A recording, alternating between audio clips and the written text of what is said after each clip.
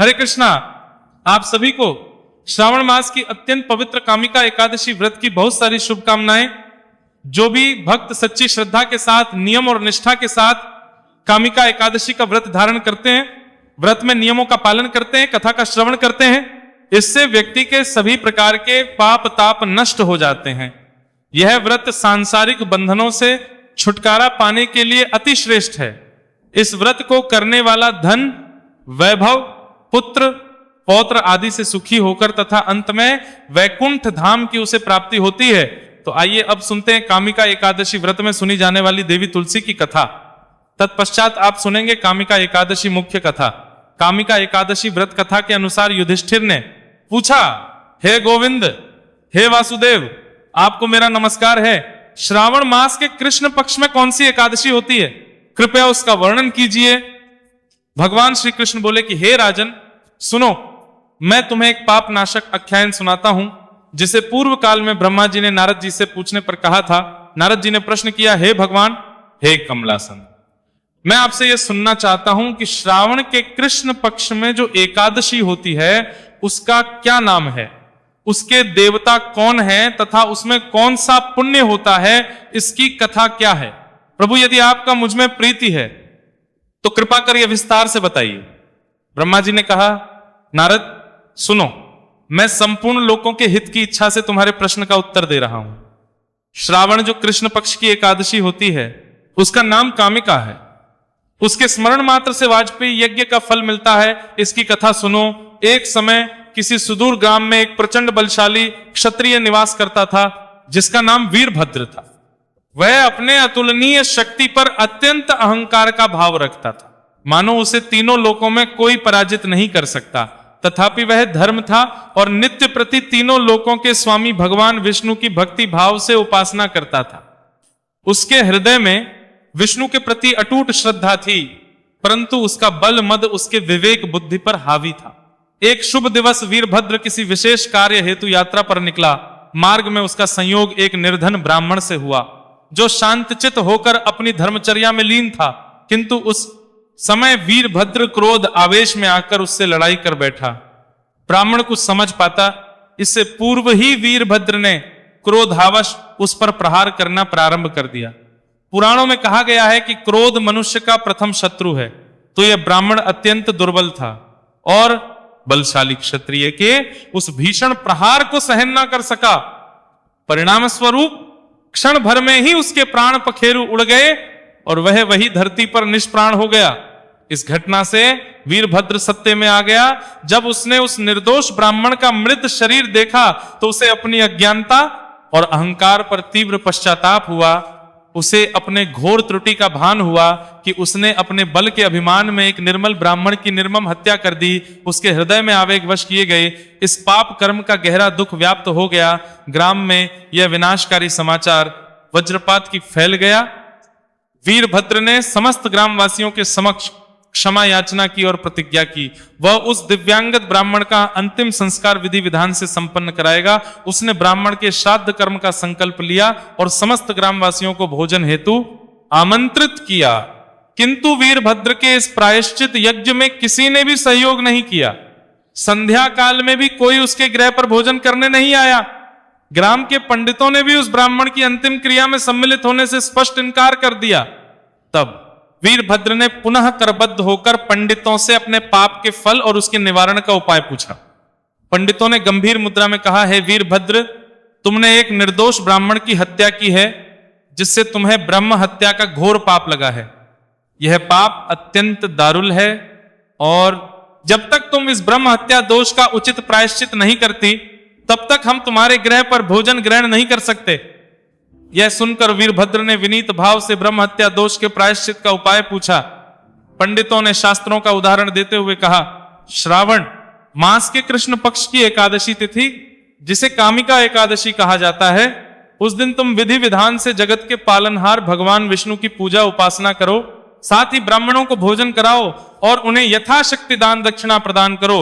इस व्रत के प्रभाव से और दान के पुण्य से तुम निश्चित रूप से इस ब्रह्म हत्या दोष से मुक्त हो जाओगे। गरुड़ पुराण में वर्णित है, जो एकादशी को स्नान कर विष्णु की पूजा करता है वह सभी पापों से मुक्त होकर वैकुंठ को प्राप्त होता है। कालांतर में वीरभद्र ने पंडितों के निर्देशानुसार उस दिव्यंगत ब्राह्मण का संस्कार संपन्न किया। ब्राह्मणों के वचनों पर पूर्ण श्रद्धा रखते हुए श्रावण मास की कामिका एकादशी तिथि पर वीरभद्र ने अत्यंत भक्ति भाव से भगवान विष्णु की उपासना की। उसने अपने समस्त संपत्ति का कुछ अंश ब्राह्मणों को भोजन कराने और उन्हें वस्त्र तथा दक्षिणा प्रदान करने में अर्पित कर दिया। उसी रात्रि जब वीरभद्र निद्रा में लीन था तो उसके स्वप्न में भगवान विष्णु प्रकट हुए। हे वीरभद्र, तुम्हारी भक्ति और इस निष्ठापूर्ण पूजा से मैं अत्यंत प्रसन्न हूं। हे वत्स, तुमने आज के दिन विधि विधान से मेरी उपासना की है। इस व्रत के पुण्य प्रताप से तुम्हें उस ब्रह्म हत्या दोष से पूर्ण मुक्ति मिल गई है। अब तुम अपने जीवन में धर्म और शांति के मार्ग पर अग्रसर हो। भगवान विष्णु के दर्शन और उनके आशीर्वचनों से वीरभद्र का हृदय शांत और पवित्र हो गया। दिन के पश्चात जो क्रोधी वीरभद्र था वह एक सज्जन व्यक्ति बन गया। उसने ना तो किसी से लड़ाई झगड़ा किया और ना ही किसी को प्रताड़ित किया। उसके व्यवहार में ऐसा परिवर्तन देखकर उसके गांव के वासी अब उसके मित्र बन गए और सभी प्रेम तथा सौहार्द से रहने लगे। इस प्रकार अहंकार से उपजा पाप प्रायश्चित और भक्ति के बल पर समाप्त हुआ और वीरभद्र ने एक नवजीवन प्राप्त किया। काल में फिर वह मृत्यु के बाद वैकुंठ हो गया। इतना कहने के बाद आगे ब्रह्मा जी ने कहा, हे नारद, इस कामिका एकादशी के दिन श्री हरि विष्णु की माधव मधुसूदन आदि नामों से भगवान का पूजन करना चाहिए। भगवान श्री विष्णु के पूजन से जो फल मिलता है वह गंगा, काशी तथा पुष्कर क्षेत्र में भी सुलभ नहीं है। सिंह राशि के बृहस्पति पर होने पर तथा और दंड से गोदावरी स्नान से जिस फल की प्राप्ति होती है वही फल भगवान श्री कृष्ण के पूजन से भी मिलता है। जो समुद्र और वन सहित समूची पृथ्वी का दान करता है तथा जो कामिका एकादशी का व्रत करता है वे दोनों समान फल के भागी माने जाते हैं। जो ब्याही हुई गाय को बछड़े सहित अन्य सामग्रियों सहित दान करता है उस मनुष्य को जिस फल की प्राप्ति होती है वही फल कामिका एकादशी का व्रत वाले को मिलता है।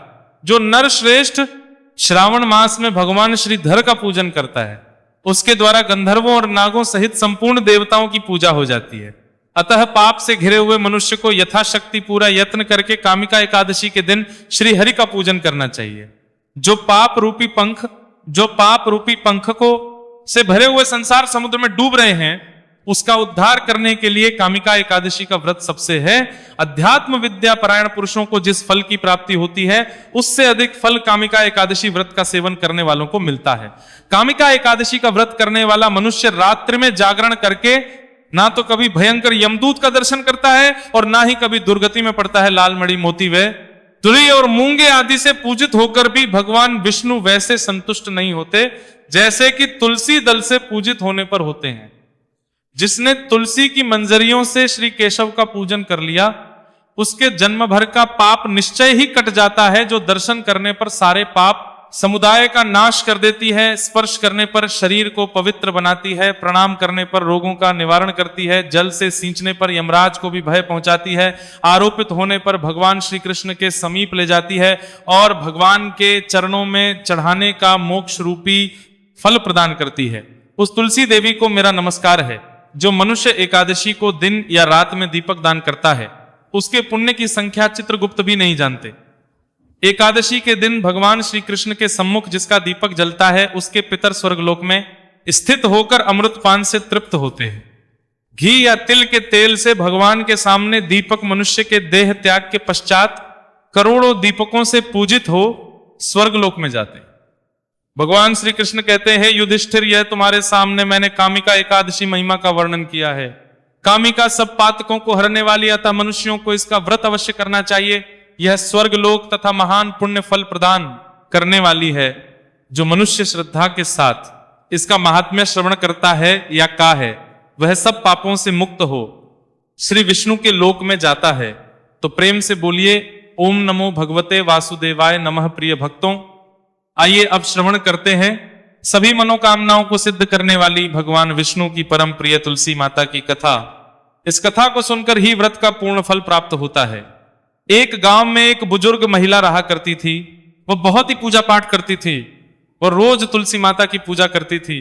और वो बुजुर्ग मैया रोज तुलसी माता से कहती, हे तुलसी माँ, तुम मुझे बहू दे, पीतांबर की धोती दे, मीठा मीठा घास दे, बैकुंठ में वास दे, चटक की चाल दे, पटक की मौत दे, चंदन का काट दे, रानी सा राज दे, दाल भात का भोजन दे, ग्यारस की मौत दे और कृष्ण जी का कंधा दे। वह बूढ़ी मैया हर महीने में तुलसी माता की रोज पूजा करती और के विरले को रोज सींचती। तुलसी माता बुजुर्ग मैया की बात को सुनकर धीरे धीरे सूखने लगी। तभी भगवान श्री कृष्ण जी ने देखा कि तुलसी माता सूख रही है, और तभी एक दिन भगवान श्री कृष्ण तुलसी माता के सामने प्रकट हुई और भगवान श्री कृष्ण जी ने तुलसी माता से पूछा, हे तुलसी, तुम क्यों सूख रही हो? सभी महिलाएं तुम्हारी पूजा करती हैं और उनको रोज सींचती हैं, लेकिन फिर भी तुम सूखती जा रही हो, इसका क्या कारण है? जिसके बाद तुलसी माता ने भगवान श्री कृष्ण जी से कहा कि हे प्रभु, एक बुजुर्ग महिला मेरे पास रोज आती है और रोज एक ही बात बोलती है, हे तुलसी माता, सबकी दाता मैं तेरा बिरला सींचती हूं, तो मुझे बहू दे, पीतांबर की धोती दे, मीठा मीठा घास दे, बैकुंठ में वास दे, चटक की चाल दे, पटक की मौत दे, चंदन का काट दे, रानी सा राज दे का भोजन दे, ग्यारस की मौत दे और कृष्ण जी का कंधा दे। प्रभु, मैं उस बुजुर्ग महिला की सारी मनोकामनाएं पूरी कर सकती हूं, लेकिन उसकी एक मनोकामना पूरी नहीं कर सकती। मैं कृष्ण जी का कंधा कहां से दूंगी? भगवान श्री कृष्ण जी तुलसी माता की बात सुनकर जोर जोर से हंसने लगे और फिर भगवान श्री कृष्ण जी ने तुलसी माता से कहा कि हे तुलसी, तुम चिंता मत, जब वह बुजुर्ग महिला की मृत्यु तब मौके पर मैं और आप ही कंधा देंगे। सुबह जब वह पूजा करने आए तब कह देना कि सब कुछ मिल जाएगा। कुछ दिनों बाद वह बूढ़ी मैया ठोकर खाकर रास्ते में गिरकर मर गई। पूरे गांव के सभी लोग आए और उस मैया को सभी लोग धर्मात्मा मानते थे, उसको तुलसी जी की डोकरी कहते थे, अर्थात भक्ति कहते थे। उसके परिवार कोई नहीं था, इसीलिए गांव वालों ने ही उसके अंतिम संस्कार करने की योजना बनाई और उसे नहलाकर जब वो कुंठी पर बैठाने के लिए उसे उठाने लगी तो उसका अमृत शरीर इतना भारी हो गया था कि उसे कोई उठा नहीं पाया। ये सब देखकर वहां के सभी लोग तरह तरह की बातें करने लगे और कहने लगे कि माई तो इतना पूजा पाठ करती थी, हर समय माला फेरती थी, इसीलिए ये इतनी भारी हो गई। वहीं दूसरे गांव में चर्चा होने लगी कि डोकरी माई कोई भक्ति नहीं थी, वह तो छल कपट करने वाली ढोंगी थी। हम जिसे धर्मात्मा समझती थी वह तो पापी है जो किसी से भी नहीं उठ रही है, किसके कर्मों की सजा है। इधर भगवान ने सोचा मेरे भक्त की निंदा हो रही है, इसीलिए भगवान ने बूढ़े ब्राह्मण का वेश धारण करके वहां पर आए और वहां लोगों से पूछने लगी यहां पर इतनी भीड़ क्यों लगी है, जिससे लोग कहने लगे कि ये बूढ़ी माई मर गई है और पाप इतना था कि जिससे ये उठ नहीं पा रही है। सब लोग उठा उठा कर थक गए। तब ब्राह्मण ने कहा मुझे एक बार बूढ़ी के कान में कुछ कहने दो, फिर देखो कैसे उठती है। तो सभी लोगों ने कहा आप भी प्रयास करते कि करके देख लीजिए। तब भगवान ने उसके कानों ने कहा हे बूढ़ी माई देखो मैं आ गया। जो बूढ़ी माई पूजा करते समय सत्य कहती थी वही शब्द उसके कानों में कहने लगे, हे बूढ़िया माई तू बिरला सिस्ती है, मेरा मैं करूं निस्तार तेरा। हे बूढ़िया माई बहू ले, बेटा ले, पोता ले, पोती ले, लड्डू ले, पीतांबर की धोती ले, गहना ले, घी का घड़ा ले, मीठा मीठा खीर ले और दाल भात का भोजन ले, दौलत ले, तुलसी का पत्ता ले, मुंह में गंगा जल ले, ग्यारस के दिन चंदन का काट ले, श्री कृष्ण जी का कंधा ले। इतना सुनते ही बुढ़िया माई हल्की हो गई। भगवान ने बोला आओ इसको उठाओ। भगवान ने हाथ लगाया तो बुढ़िया माई उठ गई। सबको बड़ा आश्चर्य हुआ। उसे खूब धूमधाम से ले जाया गया। भगवान उसे अपने कंधे पर ले गए। पूरे गांव में इसकी चर्चा होने लगी। जिस उसको मुक्ति मिल गई वह वैकुंठ में चली गई। सब लोग देखते रह गए। सभी लोग ने देखा। श्मशान घाट तक तो ब्राह्मण साथ ही आया था, लेकिन अब वो दिखाई नहीं दे रहा। इससे लोगों को समझ में आ गया वह कोई और नहीं, स्वयं भगवान ही बूढ़े ब्राह्मण के रूप में आए थे। तो बोलिए श्री राधा कृष्ण भगवान की जय। बोलिए श्री तुलसी शालीग्राम भगवान की जय। प्रिय भक्त जनों, अब आप श्रवण करेंगे एकादशी के दिन सुनी जाने वाली एकादशी माता की कथा। यह कथा सुने बिना व्रत कथा अधूरी मानी जाती है, तो इसे पूरा अवश्य सुनिएगा। एक बार एक बूढ़ी माँ ने एकादशी का व्रत रखा, बड़ा ही भाव भक्ति से पूजा अर्चना की। उन्हें वृद्धावस्था में क्या बाधा थी, वो तो अपने पुत्र पौत्रों की सुख सुविधा के लिए व्रत किया करती थी। वे दिन भर तो जरा कठोर मन करके अपनी प्यास को रोके रही और दिन में ब्राह्मणों को मिट्टी के पात्र में भरकर पानी और धुतु दोना भर भर के चीनी और दही वितरण किया। उन्हें गर्मी के कारण बहुत बेचैनी हो रही थी, इस कारण वे बहुत देर तक पानी में पड़ी रही, मुंह धोती रही। तब कहीं थोड़ा बहुत धैर्य बंद पाया। धूप तो तेज पड़ी, आंख में भरी भरी निकल में रही थी, इस कारण बार बार मुंह सूख रहा था। बहुत बेचैनी हो रही थी। एक तो बुढ़ापा और दूसरा ये भयंकर गर्मी वृद्धावस्था की स्थिति तो कुछ दूसरे ही प्रकार की होती है। ऐसे तैसे रो धो करके दिन कट पाया। अब पहाड़ सी रात सामने थी, उनका कटना बड़ा ही कठिन दिखाई दे रहा था। खटिया पर पड़े पड़े शांति नहीं मिल रही थी। वे बार बार करवट बदल रही थी। अनेक बार वे बाहर जाती और भीतर आती, उन्हें घर के अंदर शांति नहीं थी। वे खटिया पर पड़ी पड़ी एकादशी माता का स्मरण करती रहीं।